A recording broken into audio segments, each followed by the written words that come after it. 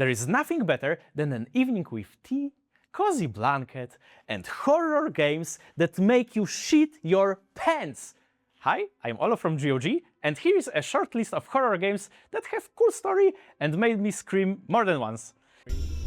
Oh no, it's looking at me. Oh! Ah! Hey, okay, so I looked there and I'll start with Outlast. This is a psychological survival horror game developed by Red Barrel Studio.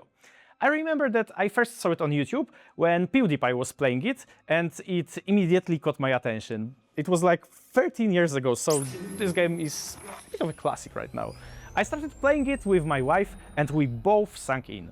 The idea of investigating the forgotten psychiatric hospital with just a camera was great. I think that the main thing in building tension in such games is that you know that you can't protect yourself. Basically, your only option is to run and hide. And this builds stress and unsettling feelings, which is great. I remember till this day when my wife was running through corridors, trying to get away from the huge dude. She opened a locker, hid inside, big dude passed by. After like 30 seconds, she got out of the locker just to realize that actually the dude was waiting just right there. This was the last time I saw my keyboard working because she just threw it in the air and it was destroyed. And she didn't want to really like play on her own, so I had to take over and I was playing Outlast till the end because she was too scared. Throughout the gameplay, you understand that the place you are in was never just like a psychiatric hospital, but it was rather a place where illegal experiments on humans were conducted by the government. And if scary basements and crazy NPCs are not enough for you, during the whole gameplay you also have to worry about finding batteries for your camera to be able to see anything in the dark corridors. I'm not surprised that each time PewDiePie found a battery, he sang like, batteries,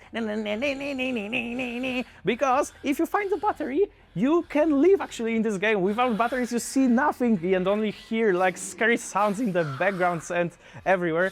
So I had a time when I didn't find any batteries and I just hid under the desk or something like this, because, you know, I couldn't see anything and couldn't go anywhere.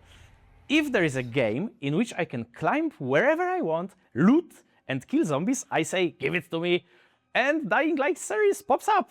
I have played every single entry of this series, but the first one remains my absolute favorite. During the day, it's a fantastic open world survival game where you feel like a parkour god basically. But once the sun goes down, it becomes a terrifying fight for your life. That's when the volatiles come out. I got massive goosebumps every single time I had to step outside the safe zone at night.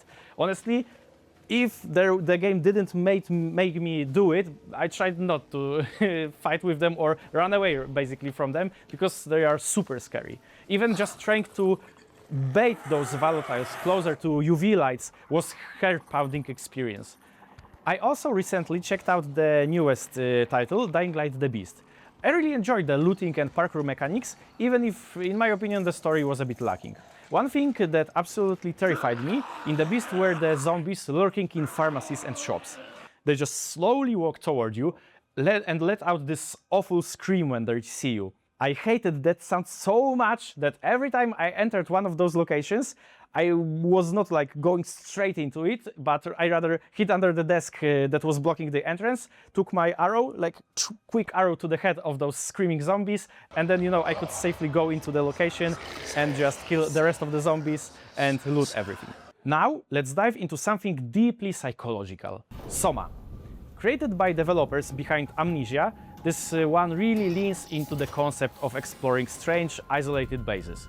You wake up with no memory in a massive, decaying research facility located at the absolute bottom of the Atlantic Ocean. The unsettling feeling of being completely alone, surrounded by crashing water pressure and biomechanical crazy dudes is awesome. But what makes SOMA truly special isn't just the spooky atmosphere, but its narrative. The plot itself is a deep dive into existential dread, actively questioning what it actually means to exist and have consciousness. I highly recommend finishing this one since the ending features super interesting plot twist. It will stay with you for a long time. And now let's move on to a game that flew under a lot of people's radars, but absolutely deserves your attention, In Sound Mind.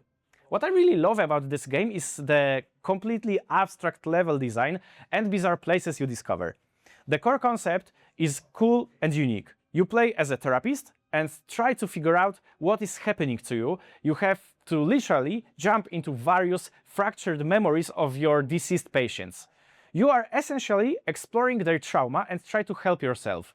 Because of this setup, there is a massive variety of levels. Every time you enter a new patient's mind, the environment changes, rules change, and even the enemies are completely diversified to match that specific person's fears.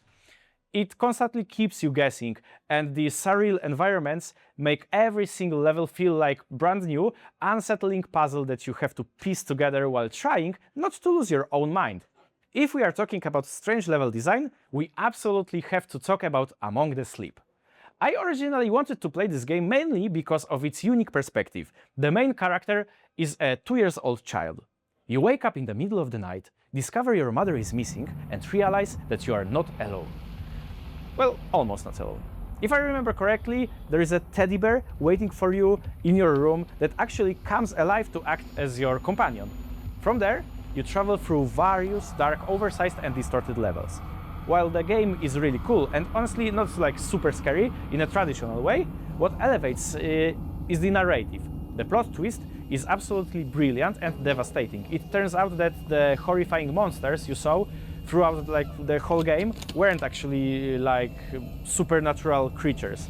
They were terrifying, distorted projections of your own mother, who is struggling with severe alcoholism and mental health issues. It turns a spooky childhood adventure into something deeply profound and memorable. You really can't make a list of great horror games on GOG without mentioning the absolute grandfather of modern genre, the Amnesia series. Now, I'm going to be completely honest with you guys right now. I have never actually played a single one of these games myself because I was too terrified. The idea of running around gothic castles like dark bunkers with a sanity meter where you just look at the monster and it makes you lose your mind is super scary. This combined with jump scares, it scared the shit out of me. And fortunately, there was a solution for this, so I watched a massive amount of PewDiePie playing these games and publishing the gameplay on YouTube. So yeah, I'm coming at this from a slightly different angle. As a viewer, I can totally 100% recommend Amnesia series.